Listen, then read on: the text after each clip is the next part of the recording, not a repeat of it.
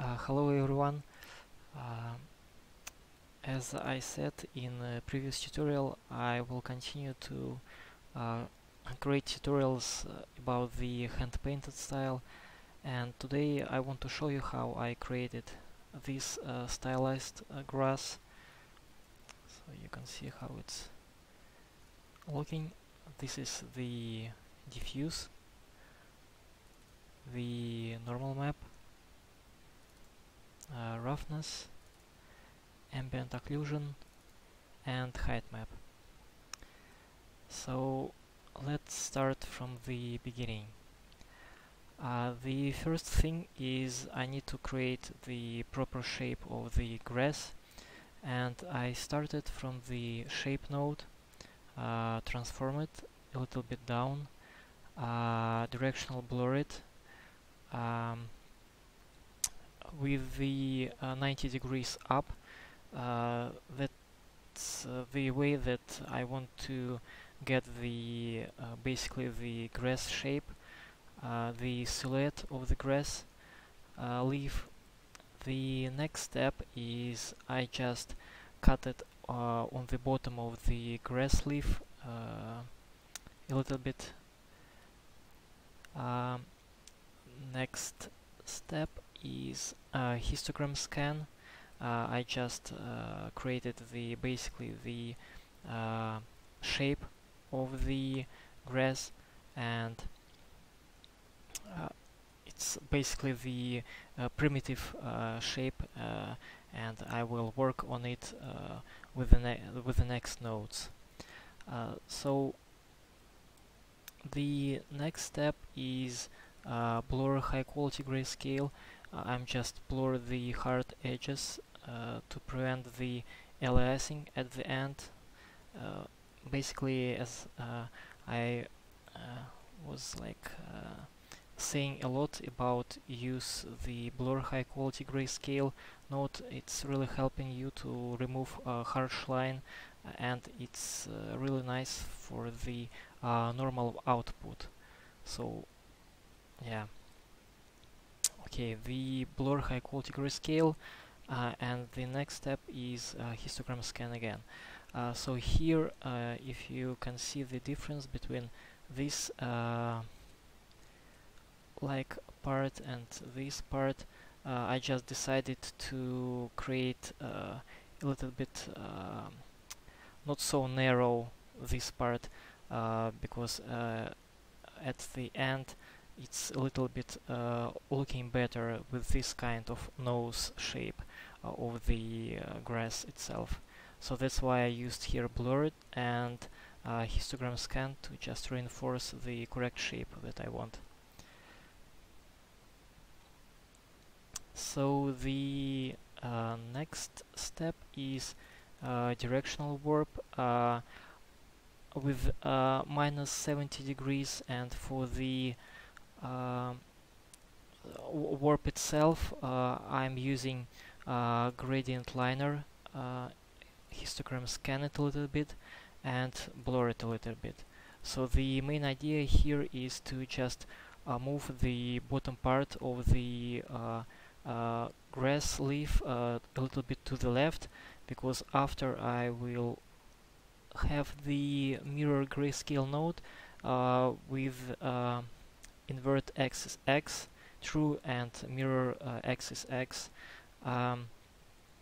because the difference between this shape and this shape, that you can see on the bottom it's a little bit going narrow to the down, as you are expected from the leaf of the grass.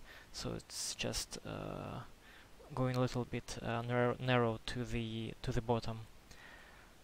Okay, the next step is I am working with the outline of the shape, and here there are little like cuts in, because you are expecting to see such deformations, interesting deformations on the outside of the shape of the leaf. That's why I'm using here. And again, this effect I can get with slow blur grayscale with mode min, and for the slope I'm using cells 4, just blur it a little bit and blend it with the gradient liner 1. The reason here I'm doing this because I want to create the cuts on the top part of the leaf, not on the bottom, because obviously the deformations are really like happening onto the on the top part of the leaf. So that's I'm basically removing the effect of like cutting something from the bottom. You see it's almost like white, and on the bottom there is a pattern that is working like a slope here. So I can like play around with the cells 4, and I can like have so much variety in like cuts. You can see how it's changing. Maybe 12. So yeah, you can see how it's looking. Basically a lot of like iterations, and for now I'm using this effect only like for 2 leaves. It's basically looking the same, but for me I'm not really like bothered with this. I can like do more variety, like to balance a little bit how the cuts are looking randomly, but as soon as the leaf itself has its own randomization in like height and the dimensions, in width and length, I think it's looking not too repetitive. But if of course if you will like use this grass combined with another different sizes grasses, so I think it's not a big deal here. That's why I'm using just the same effect for like those 3 grass leaves. So yeah, the next one is again histogram scan. You can see the difference that after the slow blur scale there is a little bit of the gradient. I'm just leaving it as it is, but to reinforce basically the cut inside, I'm using histogram scan to just bring it a little bit more, the effect you can see here. So step by step, and we are getting something that is looking like a grass leaf almost. Not like finished, but almost. The next step is directional warp. It's a really subtle effect, but it's adding, as you can see, the little bit the variation overall shape and dimension of the grass leaf. So you can see there are some little interesting details at the outline. And for the warp, here I'm using the Clouds 3, blur it, and mosaic grayscale. You can see, you can look on my other tutorials where I'm exploring those nodes and showing the reason that I'm using like these steps to create the overall noise. So yeah, definitely check it out for more details. So we have this one. Again, blur it. You can see I'm using blur high quality grayscale a lot, basically in all my work. It's the main reason because after each node, especially warp or slope blur grayscale, it's just a little bit damaging the outline. And as soon as I want to work with some kind of softish edge, that's why I'm using a lot of blurs, because it's like bringing back this soft bevel outline. It's really important for such kind of work. Even you are creating a leaf or another variation that has some kind of opacity, transparency. Sorry, it's some kind of important to have like not too harsh the outline. And especially here, as soon as I'm using curve node, it's helping me to get a really like softish outline. So I'll show you now. For example, we can compare after the directional warp. You see a lot of aliasing is happening. It's really not good. You don't want to have such harsh lines in your normal map. After blur, you can see the look is a little bit better, but still not. I'm not really happy with the result. That's why I'm using like curve node, and you can see it's really adding like proper 100%. You can see it's really adding a soft. At the same time, there is like a height, not height, but width, or like a little bit bevel over the leaf, which is good because obviously you need like to have some kind of depth of the leaf, and at the same time the bevel itself is soft. It's not, if you compare like with this one, you see it's really harsh, and now it's a little bit softer. It's really nice with blending and other stuff. This node is not really visible, but still I added the effect. It's really subtle, but there is something is happening on the leaf, and the effect basically is I'm using here tile generator with just vertical lines, and if you just Google the grass leaf, you will see that there is a really subtle texture on the surface. So I just added it really subtle, because if you just bring it too much, I will show you now. For example, you see it's really low value, but if you just put maybe 0.8 here, you see there are some kind of strains vertical, and it's already bringing the realism too much, and I don't want to have it here because it's stylized looking grass. That's why I'm just adding something just for the maybe roughness, a little bit of the variety and coloring, and it's looking soft, not too realistic, and I think it's good.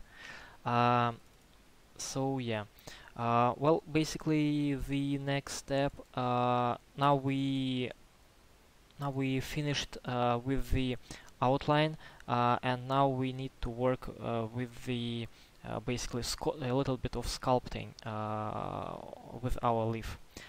The first is just to add a middle vertical line that is going a little bit down and create this kind of really like distinguish look of the grass leaf that is really like important by the nature, and it's really easy. I created it's using gradient liner tool with transformation 2D. Just you see it's basically the height map with like in the center the information, the depth is going down. Warp it a little bit just to bring the variety. Blend it with multiply with gradient liner 1.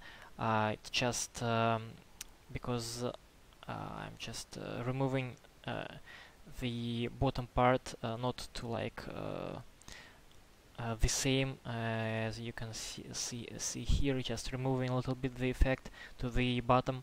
And yeah, I'm just multiply with 0.7 onto my grass leaf. So basically you can see it's just the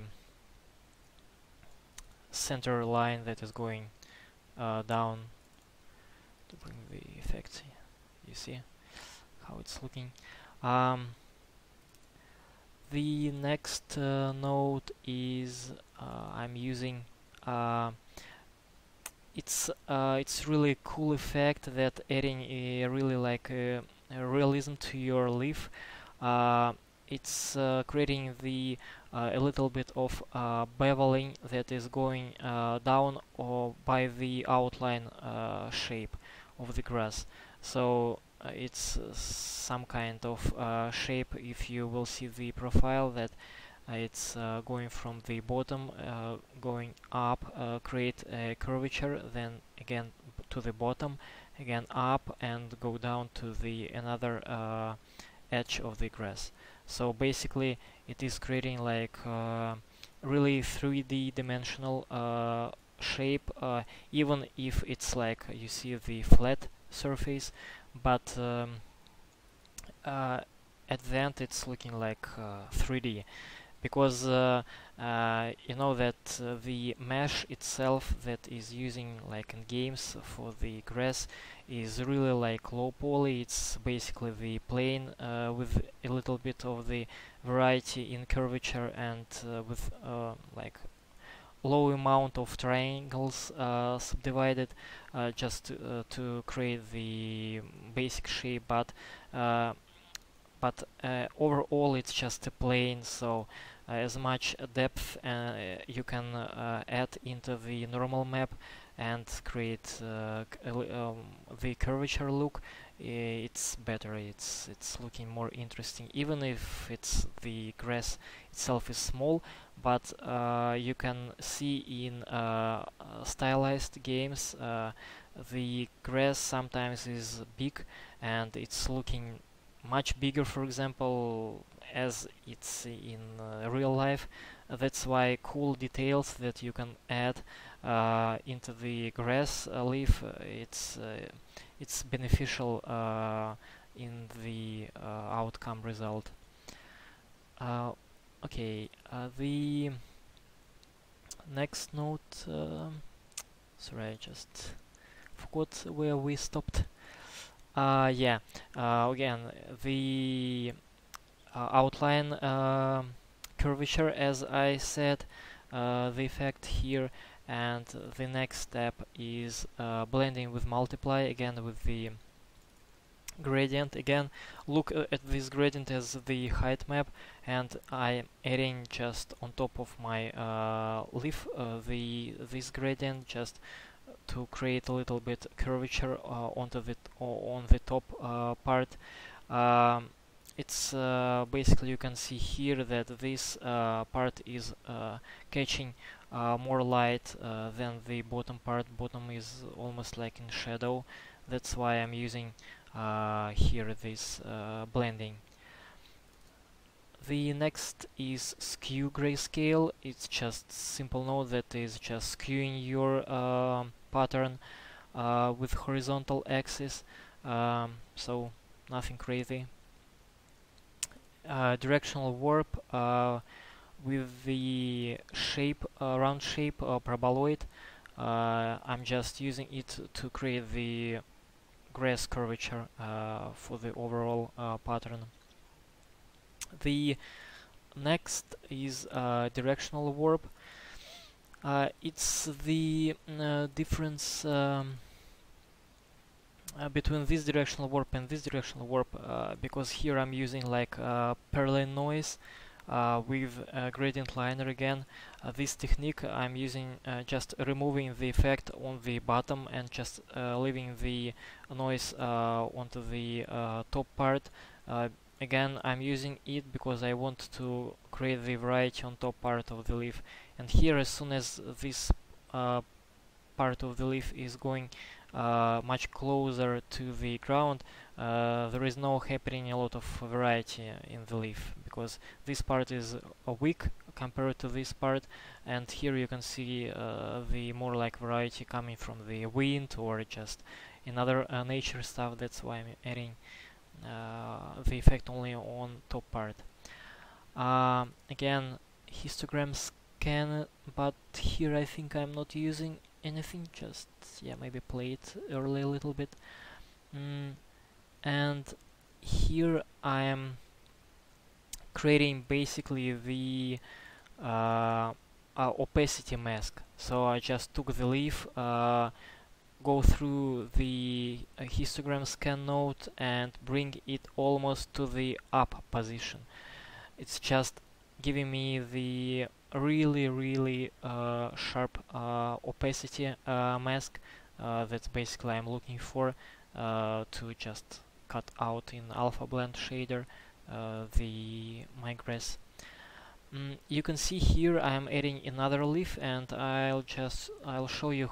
Basically it's almost like the same leaf. You can see those nodes here. It's just the same operation, but I'm just adding another variety in cuts and using another skew to the left, directional warp again, histogram scan, and transformation node. So you can see I'm getting this blend. Basically the good workflow is, for example, if you have if you has this set of the nodes that is creating overall pattern for the grass.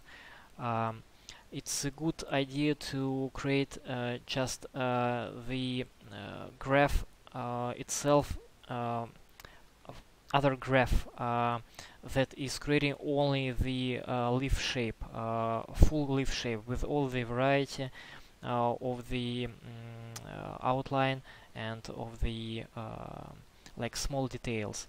And where you creating like this set of the grass, like final material, you can just use this graph and with the exposed parameters. So basically you can just you see here it's exposed, and basically you will bring the one node here that, for example, is calling grass leaf generator, and with all the exposed parameters, for example, that are coming that are going for the cells, for example. So you can create random cuts, so basically you can create 4 or 5 grass leaf generator here, and you will get like 4 or 5 variation of leaves. And you can like blend not only like 2 I have here, but like 4, 5, 6, so as much as you want, and here you will get the variety. Here I just show you that I was like bored to do it in other graph, or not bored, but actually wanted to take these nodes and create like a separate graph. But yeah, for now I just leave it here and just show you guys and describe that you basically can do it, and it will be more proper, and the graph itself will be much smaller, and you will just have without all those nodes, just one simple node that is calling grass generator. It's coming almost like for all the stuff that you need, like different variety in shapes and other stuff, for example for stones or rocks or something. So yeah, well, for now we have this grass consisted from 2 leaves, just blended here with the max lighten. You can see the difference between this and this is in levels. So this definitely is going on top. It's really important, because when I will use the next node, it will create the depth with the variety of leaves that are growing like not at the same place, just they are growing like separately, and you can see here there is like depth in leaves. So basically this is the outline that I get for the opacity.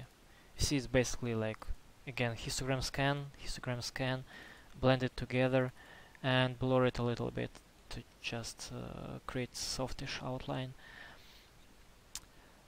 So the next step is effects map. Um, it's really, how to say, it's an amazing node, really. I learned it maybe like in 2 weeks. I experimented, watched different tutorials on YouTube. Definitely, I don't really remember, but there is another tutorial about the stylized grass, and the artist is describing in depth the effects map and how he was using it to create his awesome stylized grass texture.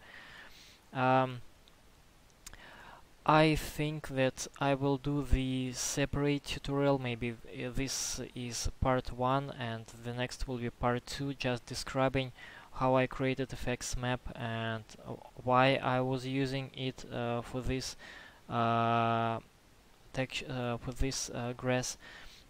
Because there are some things and that are needed to be described, and maybe it will be too much for the one tutorial. So yeah, definitely stay tuned, and I think I will describe and show the principle of work of effects map here in next tutorial. For now, I just briefly show you how it's working. So the main reason basically to use effects map is I just briefly tell you that effects map is all the nodes in Substance Designer are itself the effects map. So it's just the set of functions or some kind of instructions. If you are a little bit familiar with the programming, and those functions are working together and just creating the different variations. It could be like overall noise, so effects map is using for the noises, for example, for the tiles, and in my case I was using to create the independent size of the grass leaf here and just scatter it around. So the main thing is that this is just the primitive. You can look it's like a particle, and I will use this primitive as the input to the effects map, and effects map with all my functions and instructions will scatter around the grass leaf and just create the final look of the texture I want. So you can see there is like the difference in height of the leaf, the position of the leaf. You can see that it's there are a lot of like variety in for example luminance, luminosity difference, that is really important, and other stuff. That's why I was like using effects map, and it's like when you are really comfortable to work with all the nodes and all the noises, tile generators in Substance Designer, and sometimes you need some kind of your own unique tile generator that is coming helpful with the effects map, that basically you can create anything with it. And I'll just show you briefly. I don't want like to describe now what is it, sorry, but for now just concentrate that this node is almost like a tile generator with those settings, and you just can mess with those settings and create different results. Really briefly, this is the graph for the effects map, and you can see if I'm just plug this node to the to this node, I will get immediately the another result. And for now, you can see there is a little bit of the bug is happening. It's not happening everywhere. It's happening in some situations, and I'm just could like iterate it a little bit to get another result. You can see how I quickly can have different variety.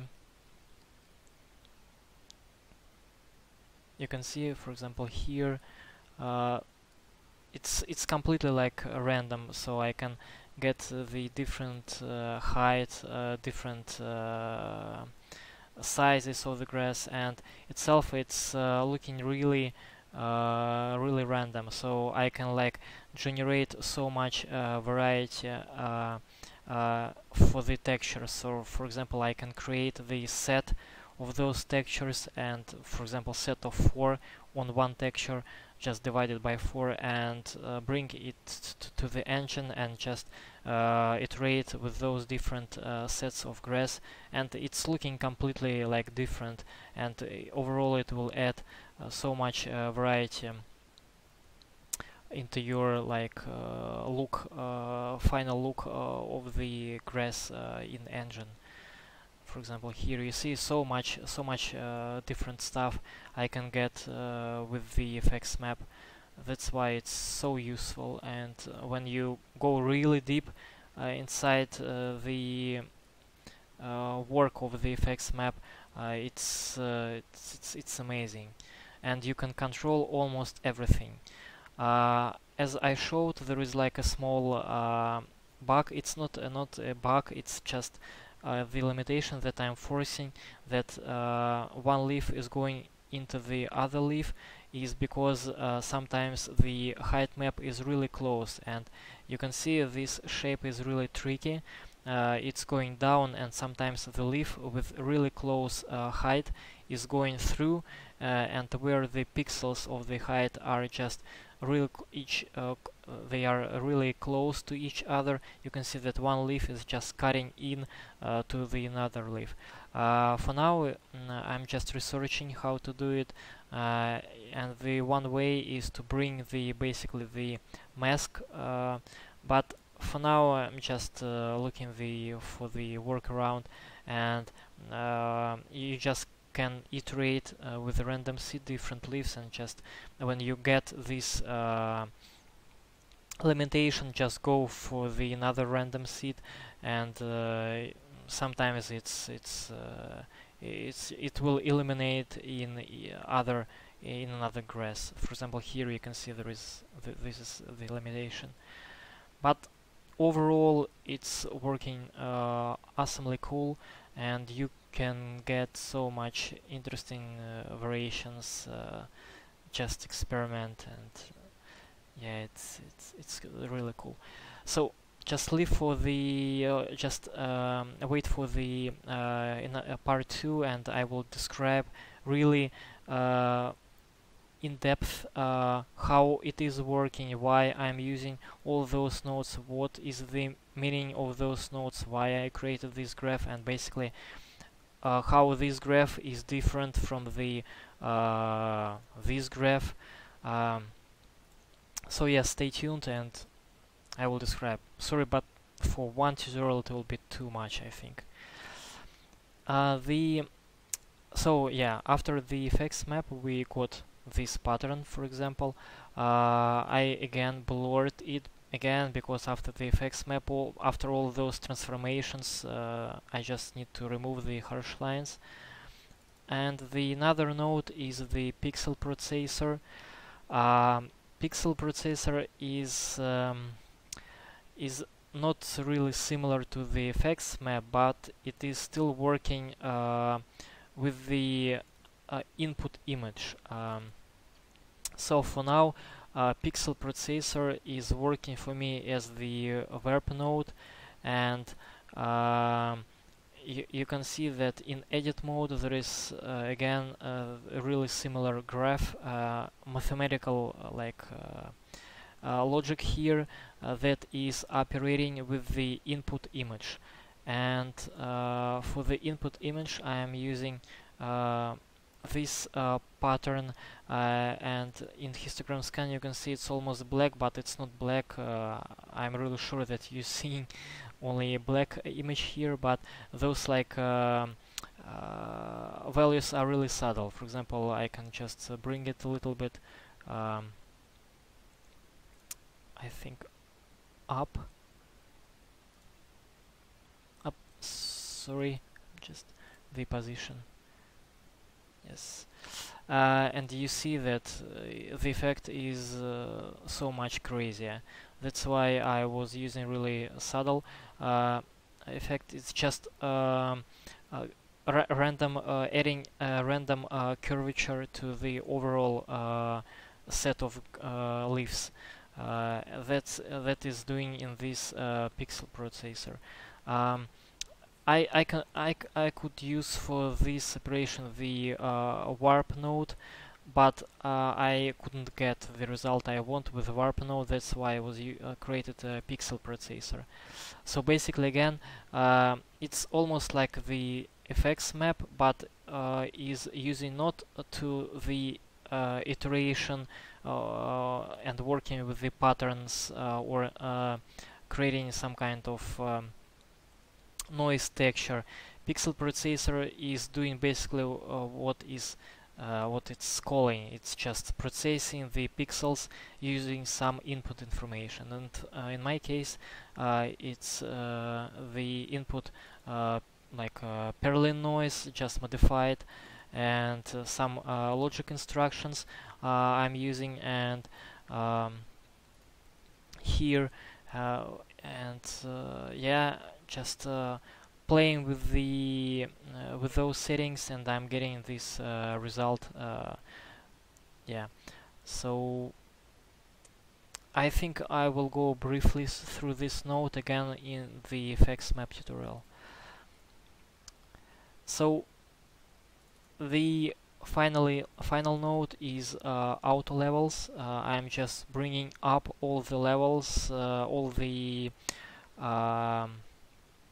values to the basically proper setting using auto levels, just for the max histogram, and I'm working from this basically final result with the creating albedo map and other maps. So the next step here is ambient occlusion. So I just generated it with the ambient occlusion node. Again, you can see it's looking absolutely perfect. I really love the ambient occlusion node in Substance Designer. It's doing an amazing job just generating from the flat picture the occlusion information. And real quickly again, here I'm just creating again histogram scan, blur, high quality grayscale, histogram scan again, and going to the opacity, custom opacity output, and yeah, if you basically you don't when you create the default project, PBR project, you wouldn't have this opacity node. It's just you can create it customly. Just for example, you can create it from the metallic node and or other node. Here you just need to select opacity,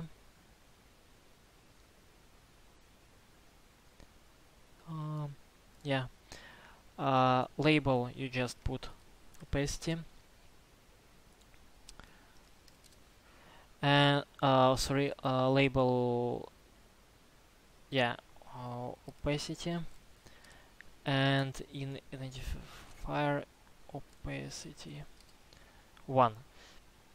It's just adding 1 here because I'm already having the opacity here.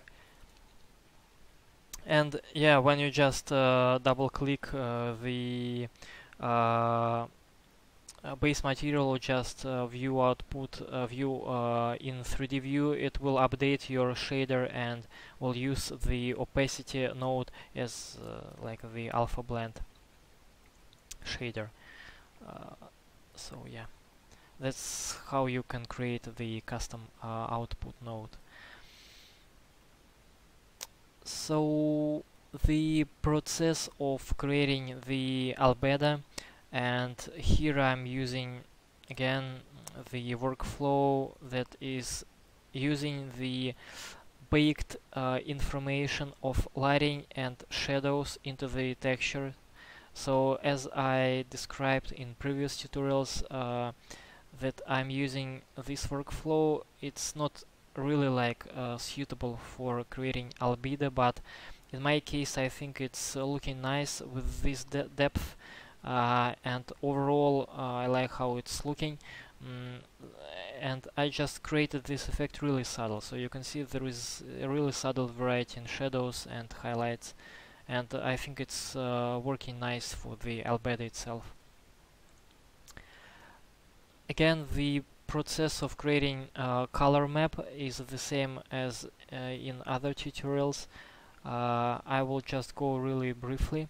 Again, I'm creating the masks using normal map and curvature node. Here I'm using curvature sobel node and curvature smooth. The difference is that curvature sobel is just giving me the really detailed transitions where our highlights are happening and shadows are happening. And I'm using levels to create two different masks for the depth information and for the rim information. Again, blur it for two masks because obviously this is really harsh looking, and blur it and get this kind of mask. Curvature smooth is basically the same, but it's doing a little bit different job here. It's just smoothing the highlights. So basically it's not only like rim light, it's almost like the gradation from rim highlight to the shadow.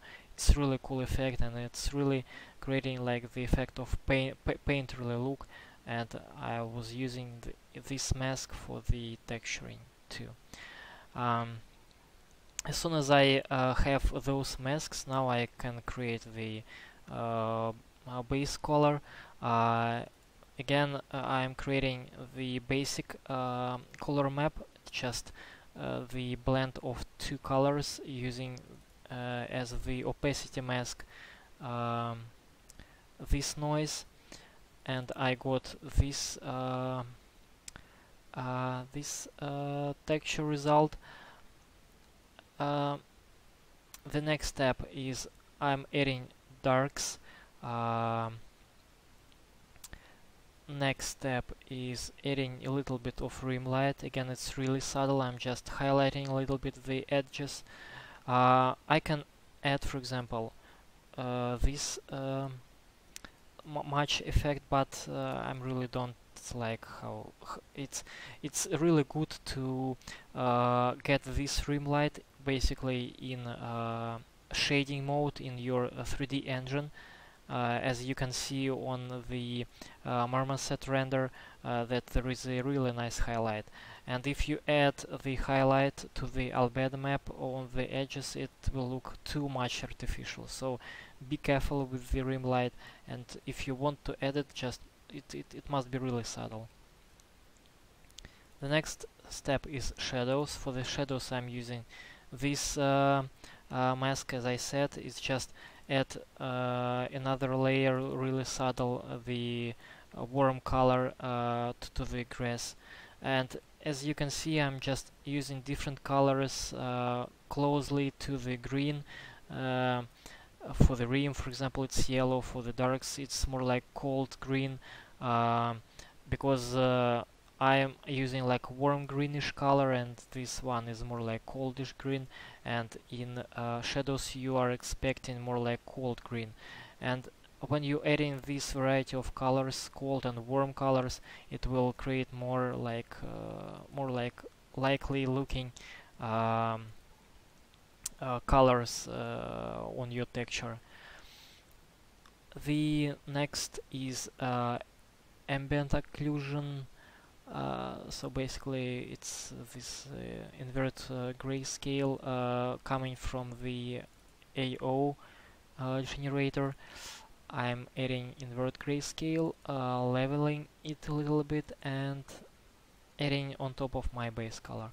It's just creating the depth, overall depth that you can see here. Again, if you are using PBR shader, it will has the unique input for the ambient occlusion.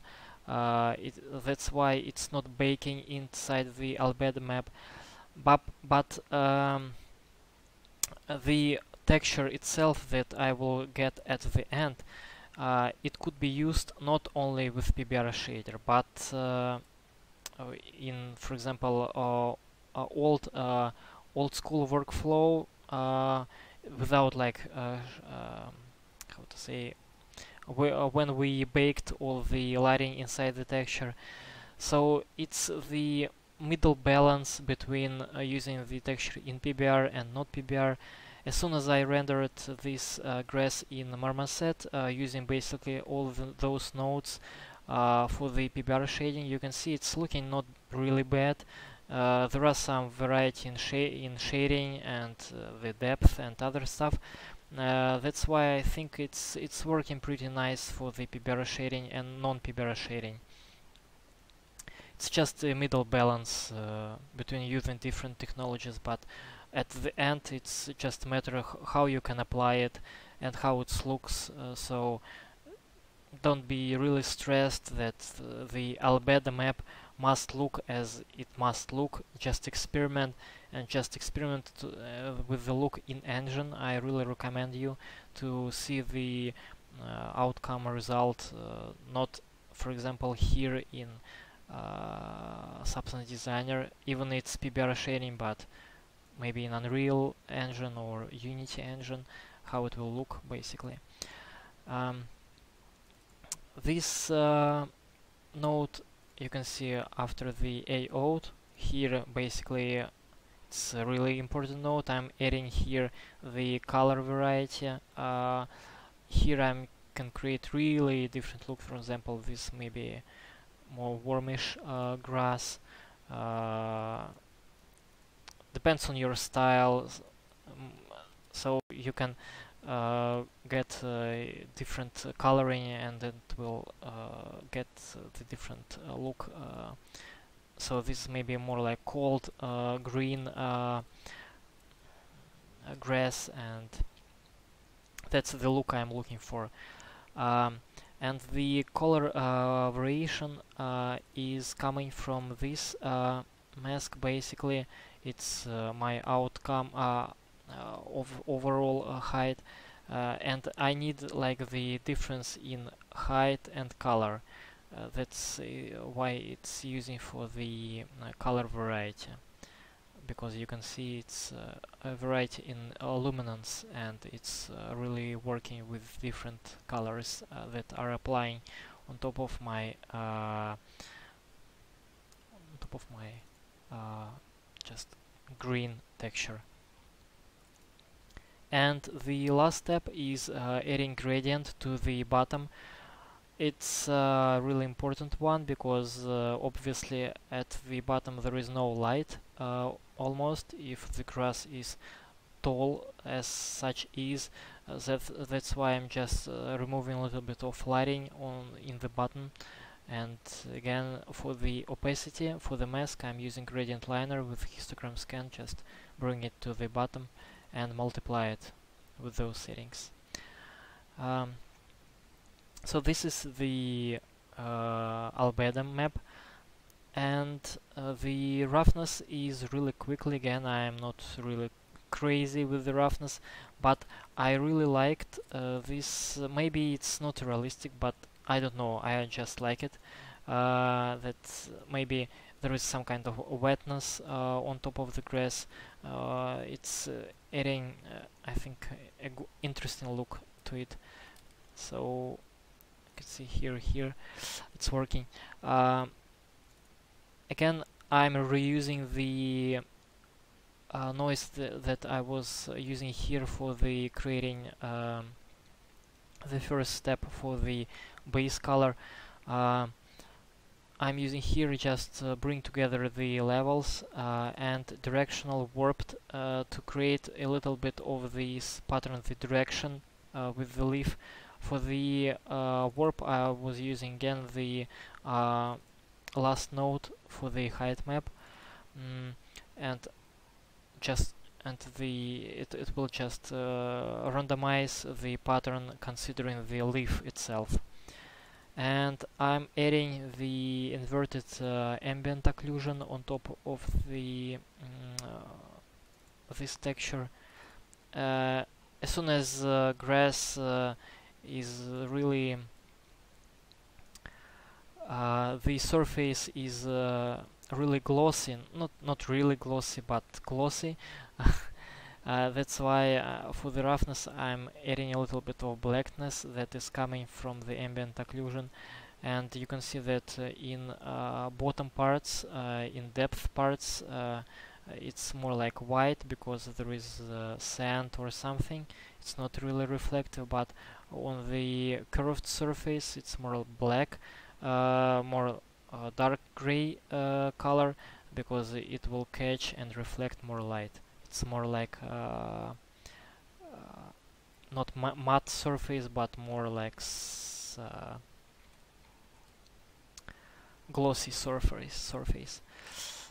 So it's basically that's it for the roughness. Again, you can work as much as you can, but as soon as really stylized looking texture, I don't really want it here to add so much information inside it. Yeah, so basically that's it. Again, just look the end result. This is the grass set with leaves. This is normal map. Again, with the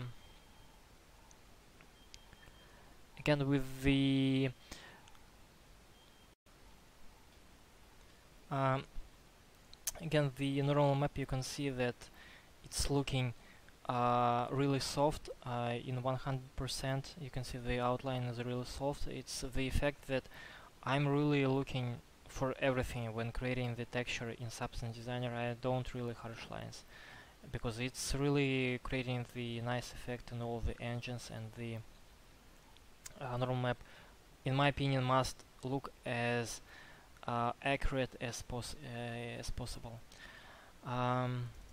The roughness, metallic is black, ambient occlusion, and height map, and of course opacity map. For the opacity, you can see here it's, and here the outcome result a little bit smaller.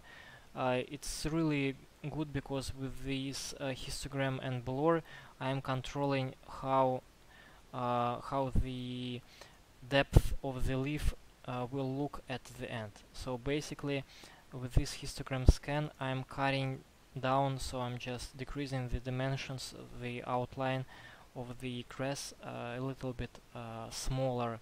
Here you can see that the leaf will look a little bit thinner at the end, because yeah, it's looking more realistic and cooler, I think. Yeah, so basically that's it, I think. Yeah, so thanks a lot to staying with me, and wait for the part 2 where I will describe the effects map, and maybe I will solve or will find the workaround when the leaves are going through each other, but actually I was researching it in algorithmic forums, and there are really helpful people that could help you basically with anything. So yeah, you can just check it, and there is my thread about the grass leaf pattern with effects map, um, if you want. And if you like have any questions, you can just put into the comments section, and I will try to ask. If you have some ideas, maybe what you want to see as the stylized texture, and while creating this video, the new version of Substance Designer came out with version 2, and I'm really can't wait to try all those beautiful nodes and generators they added, and it will add so much ease to create texture, especially. Well, we will see. I just want to play around with those, and maybe we'll create small tutorials how I can like apply those nodes in my workflow. So thanks a lot, and stay tuned for the second part. Bye bye.